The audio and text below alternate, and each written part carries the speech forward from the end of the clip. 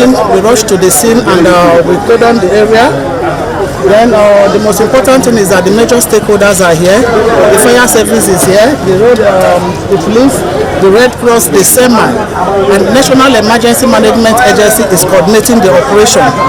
So far, we have rescued 3 people alive. They are receiving treatment in the hospital. I come inside the building is 2021. I enter my ND1 in Opo Polytechnic.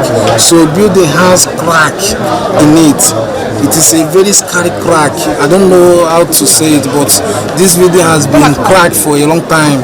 But landlord, the caretaker keep maintaining it, patching it. Starting without knowing that tenants here has to vacate, and the caretaker, Mr. Chus, collected our money.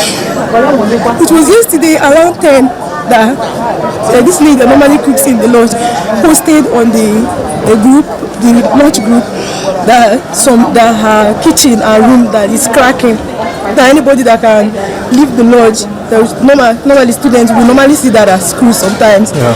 So nobody took it serious. 10 minutes after, the lodge just started breaking. Things were breaking, and I and my roommate, we managed to be able to come out. The investigation is still ongoing, so we don't want to go into a quick conclusion.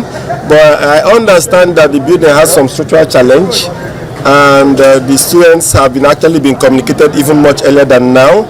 They saw the challenge by themselves. I understand they've been asked, given some time to evacuate. I'm not sure.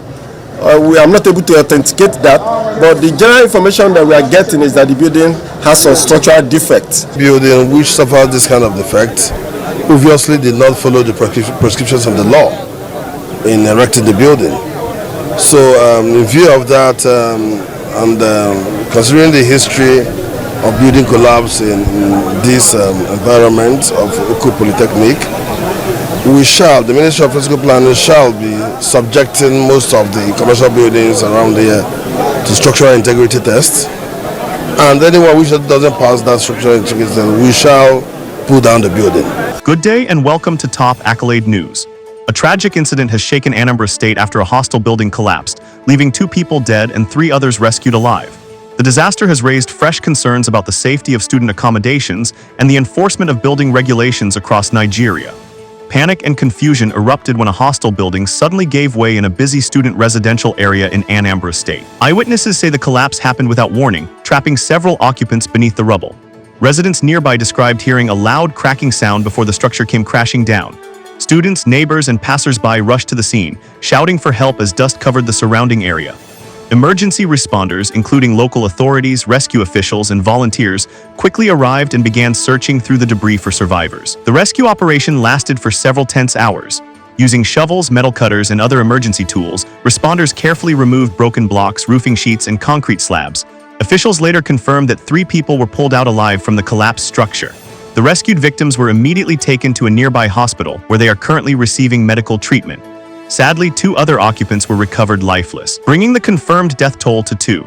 Witnesses at the scene applauded the efforts of the rescuers, saying their quick response may have prevented a greater tragedy.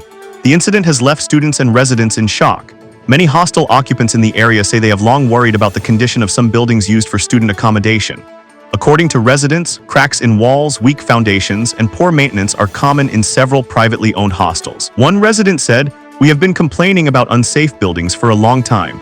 This tragedy should serve as a wake-up call." Students have also called on authorities to inspect hostels around campuses to ensure that other buildings do not pose similar risks. Authorities in Anambra State have reacted to the incident. State officials say an investigation has been launched to determine the exact cause of the collapse. Engineers and building experts are expected to examine the structure to find out whether the disaster was caused by structural defects, substandard materials, poor workmanship, overloading, or lack of regulatory approval. The affected area has been secured to prevent further danger, while officials continue assessing nearby buildings for possible safety risks.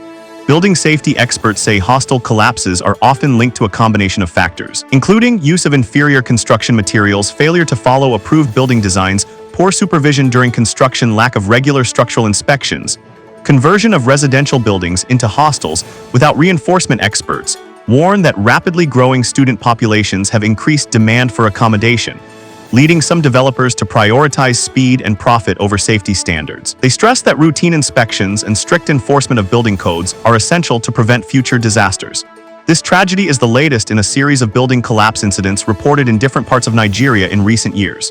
The deaths of the two victims have renewed public debate about urban development, construction regulation, and the safety of students living away from home. Families of students are now demanding stronger government oversight, while civil society groups are urging authorities to publish the findings of the investigation and prosecute anyone found responsible if negligence is established. Our thoughts are with the families of the victims and all those affected by this tragic event. For more updates on this developing story and other breaking news across Nigeria, stay tuned to Top Accolade News.